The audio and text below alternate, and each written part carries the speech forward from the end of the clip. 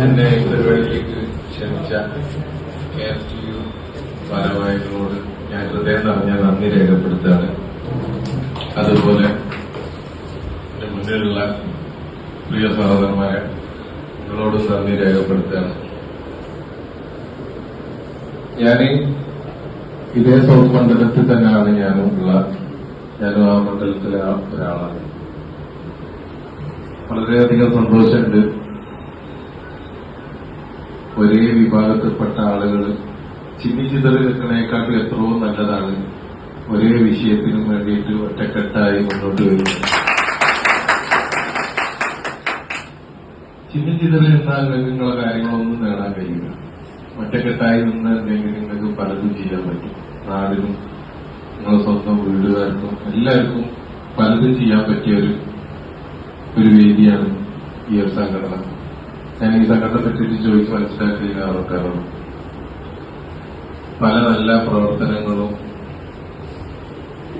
ഇതിനു മുന്നേ പലതും ചെയ്ത കഥകൾ ഇങ്ങനെ പറഞ്ഞു തരുന്നു. കൂടെ ഉള്ളവരോട് കരുണ കാണിക്കുക എന്ന് പറഞ്ഞ വലിയ കാര്യം.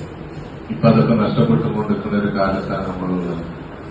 പല വ്യക്തികളും ഞാനും പല പണികളൊക്കെ എടുപ്പിക്കുമ്പോൾ കാണാറുണ്ട്, കൈയൊക്കെ കട്ടർ തട്ടിയിട്ട് വരലും. അധികം ഈ കൈയൊക്കെ കണ്ടിട്ട് കട്ടർ കൊണ്ട് ഇങ്ങനെ മുറിഞ്ഞൊക്കെ കാണുമ്പോൾ 2-3 വിഭാഗം ആൾക്കാരാണ് തോന്നുന്നത്. ഒന്ന് ടൈൽസ് പണിക്കാരാണോ അല്ലെങ്കിൽ മരമില്ലിലെ മേസ്ത്രിമാരാണോ, ഇവരൊക്കെ ഇരിക്കും വരലും ഇതൊന്നും ഇല്ലാതെ ഉണ്ടാകുന്ന ആൾക്കാർ. അപ്പൊ അവരൊക്കെ വീട്ടിലെ അവസ്ഥ ഒരു പരിക്ക് പറ്റിയില്ലെങ്കിൽ എങ്ങനെയായാലും മാസക്കണക്കിൽ വീട്ടിൽ കിടക്കേണ്ടി വരും. നിങ്ങൾ ആ കൂട്ടരൊക്കെ ഓരോ വിഷയത്തിലും കൂടെ ചേർത്ത്. അതുപോലെ തന്നെ നമ്മൾ ചെയ്തൊരു പ്രധാനപ്പെട്ട കാര്യമാണ് ഞാൻ ഇന്ന് ഈ സ്റ്റേജിൽ നിൽക്കാൻ പ്രാപ്തനായത്. ഞാൻ എന്റെ ഒരു ജോലിക്കാരനെ എനിക്ക് നഷ്ടപ്പെട്ടു. അവനെ വീണ്ടെടുക്കോളം ഞാൻ രാവും പകലും മഴയും വെയിലും കൊണ്ട് ഞാൻ പരിചയമില്ലാത്തൊരു നാട്ടിൽ 72 ദിവസം താമസിച്ചു. അവന്റെ അമ്മക്ക് കൊടുത്ത വാക്ക് പാലിക്കാനായി കഴിഞ്ഞു. എന്റെ ജോലിക്കാരനെ ഞാൻ എന്റെ ജോലിക്കാരന്റെ വീട്ടിലെത്തിച്ചു. ഇതാണ് ഞാൻ ചെയ്തത്. അതായത് ഒരു തൊഴിലാളി മുതലാളി ബന്ധം അതെപ്പോഴും ഒരു നല്ലൊരു സൗഹാർദ്ദത്തിലായിരുന്നു. അങ്ങനെ ആവുമ്പോൾ നിങ്ങളെ എല്ലാ പ്രവൃത്തികളും വിജയിക്കും.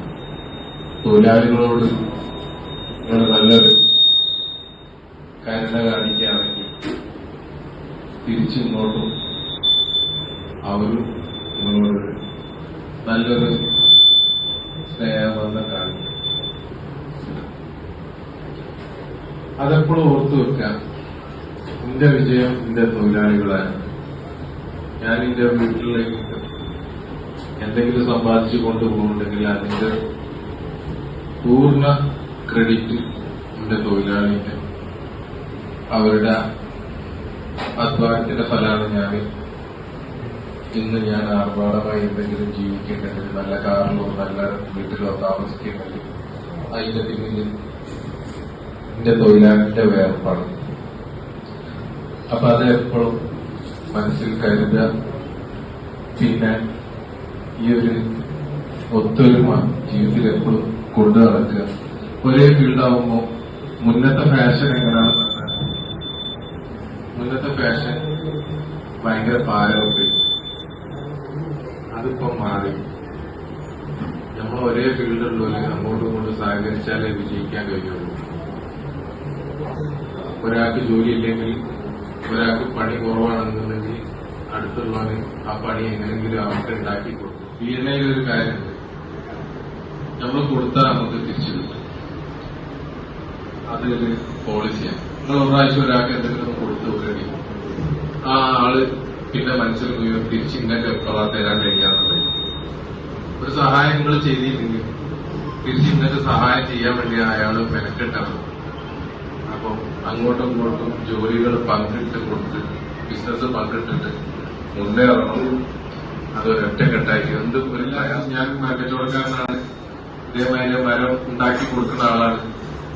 പല സ്ഥലത്തും നമുക്ക് വരുന്ന ഒരു പ്രയാസം എന്താണെന്ന് പറഞ്ഞു കഴിഞ്ഞാൽ വീടുണ്ടാക്കുന്നവന് വലിയ ആർഭാടത്തിന് കൊട്ടാരമായിട്ട് വീടൊക്കെ ഉണ്ടാക്കും. അവൻ പറയും അത് മരം കയറ്റിക്കോ, ഒത്ത് കയറ്റിക്കോ, തേക്ക് കയറ്റിക്കോ, വീട്ടിൽ കയറ്റിക്കോ ഒക്കെ പറയും. നമ്മളതൊക്കെ എവിടുന്നെങ്കിലും ഒപ്പിച്ച് കയറ്റി പണിയൊക്കെ കഴിഞ്ഞ് കൂലി ചോദിക്കാൻ നേരത്തേക്ക് അടുത്ത ആഴ്ച തരട്ടോ പറയും.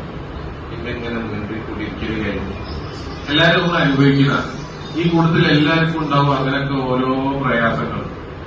അത് ഇനി മുതൽ ഉണ്ടാവാൻ പാടില്ല.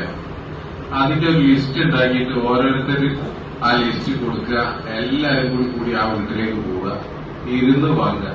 ഒരാളെ പൈസ, കാരണം അധ്വാനിച്ചവന്റെ പണം വേർപ്പ് പറ്റുന്നതിന് മുമ്പ് അവര് കൊടുക്കണമെന്ന് പഠിപ്പിച്ചൊരു ഒരു സ്ഥലത്ത് വരികയാണ്. ഞാൻ അതിൽ ഉത്തമ വിശ്വാസമാണ്. നമ്മൾ അധ്വാനിച്ച പണം നമ്മളെ മലയാളിമാര് എടുത്തു പോകുന്ന ഒരു സന്ദർഭം എല്ലാവർക്കും ഉണ്ടാവില്ല. അവിടെയൊക്കെയാണ് ശരിക്കും എന്താക്കേണ്ടത്, ഈ സംഘടനകൾ എന്താക്കേണ്ടത് കൂട്ടായി ഒറ്റക്കെട്ടായി നിന്നിട്ട് എന്താക്കേണ്ടത്. ഇപ്പൊ ആൾക്കാർക്ക് ഇവിടുന്ന് പൈസ ഇട്ടാണ്ട് അത് അവരുടെ ഇതിൽ പറയണതാ, ഇന്ന സ്ഥലത്ത് മനാഫിന്റെ വീട്ടിൽ നിന്ന് പൈസ ഇട്ടാണ്ട് നമുക്ക് എല്ലാവർക്കും കൂടി അവിടെ പോയി ഇരിക്കാന്ന് പറയണം. പൈസ വാങ്ങി കൊടുക്കും. ഓരോരുത്തരും അങ്ങനെ മെനക്കെട്ടുകഴിഞ്ഞാൽ എല്ലാവരും പൈസ ഒറ്റ മാസത്തിനുള്ളിൽ കിട്ടും. നമ്മള് അതൊക്കെയാണ് എന്താ പറയാ, ഇത് കിട്ടാതാവുമ്പോൾ നമ്മൾക്ക് ഈ കൊടുക്കാനുള്ളത് കൊടുത്താൽ നമ്മളൊക്കെ വലിയ കടബാധ്യതയില് നമ്മളായിരിക്കും ചിലപ്പോൾ വലിയ പൈസക്കാണെങ്കിൽ നമ്മൾ വട്ടിക്കും വേറെ എന്തിനോ എടുത്തിട്ടുണ്ടാവും. നമ്മൾ തന്നെ ആകെ തകർന്നു. ഏതോ ഒരുത്തിന്റെ വീട് ഉണ്ടാക്കാൻ സ്വന്തം വീട് നശിച്ചു. അപ്പൊ ഇങ്ങനത്തെ കാര്യങ്ങളിലൊക്കെ എന്താണ് ആരും ശ്രദ്ധിക്കാത്ത കാര്യങ്ങളാണ്. അത് ഓന്റതല്ലേ, അത് നമുക്ക് നോക്കേണ്ട ആവശ്യമില്ല. ഇങ്ങനത്തെ വിഷയങ്ങളിലൊക്കെ എന്താ ഒറ്റക്കെട്ടായി നിന്ന് പൈസ കിട്ടാനില്ലാത്ത വാങ്ങിക്കൊടുക്കുക. ഒരാൾക്ക് എന്തെങ്കിലും അപകടം പറ്റി എന്തെങ്കിലും ഇതായി എല്ലാവരും കൂടി ഒന്നും അവരുടെ വീട്ടിൽ പോയിട്ട് ഒന്നും വേണ്ട, എന്തെങ്കിലും ചില്ലറ അവരുടെ കയ്യിൽ കൊടുത്തിട്ട് സാരിട്ടോ എന്തെങ്കിലും റെഡി ആയി കഴിയുമ്പോഴത്തേക്ക് അവൻ ഒരു 2-3 മാസം ഗ്യാപ്പ് ഇട്ടിട്ട് വരികയാണെങ്കിൽ നമുക്കൊരു പണി പിടിച്ചു കൊടുക്കാൻ. ഇതൊക്കെ നമ്മളെന്താണ് നമ്മൾ സഹജീവികളോട് ഒരു എന്താണ് കരുണ കാണിച്ച് ഒന്നത്തെരുമകളോടുകൂടി പോകുമ്പോൾ നല്ല രസമാണ്. ഈ ജീവിതം ഭയങ്കര രസമുള്ള ജീവിതമായി മാറും. മറ്റേതെന്താണ് ഒറ്റക്കാവുമ്പോൾ പാരവും വെട്ടും ഇതിനൊക്കെ നമ്മളെന്താവുന്ന കഴിഞ്ഞാൽ ഒന്നും നേടാൻ പോകില്ല. അപ്പൊ ഒറ്റക്കെട്ടായിട്ട് നിൽക്കുക. ഒരു സംഘടന ആകുമ്പോൾ ആ സംഘടന ഒരുപാട് കാലം പഴക്കമില്ലാത്തൊരു സംഘടനയാണ്. അതില് പല പോരായ്മകളും പല പ്രയാസങ്ങളും ഉണ്ടാവും. അതൊക്കെ തരണം ചെയ്യുക. ഇനിയും ഇതിലേക്ക് ആളുകളെ കൂട്ടാൻ. എന്തായാലും കോഴിക്കോട് സൗത്തിൽ ഇത്ര ആളൊന്നല്ല ഉള്ളത് ടൈൽസ് പഠിക്കാൻ. ഞാൻ പരിചയമുള്ള 1-2 മൊബൈൽ ഞാൻ കാണുള്ളൂ. ബാക്കിയുള്ളതൊന്നും ആളുകളൊന്നും കാണില്ല. അവരൊക്കെ ഇതിലേക്ക് ഉൾപ്പെടുത്തുക. ഒരൊറ്റ സംഘടനയായി തോന്നുന്നു. എല്ലാ മനുഷ്യന്മാരും അടുത്ത പ്രാവശ്യം ഉണ്ടാവുക. ഇത് വിജയിക്കാൻ ഞാൻ നിങ്ങളെ കൂടെ എന്താവശ്യങ്ങൾക്കും ഉണ്ടാവും. ഓക്കെ, നന്ദി, നമസ്കാരം.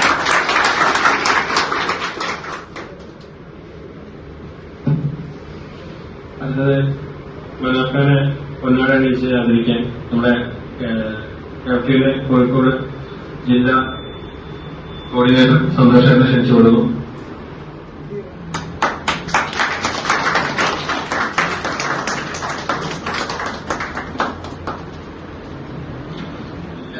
കമ്മിറ്റിയുടെ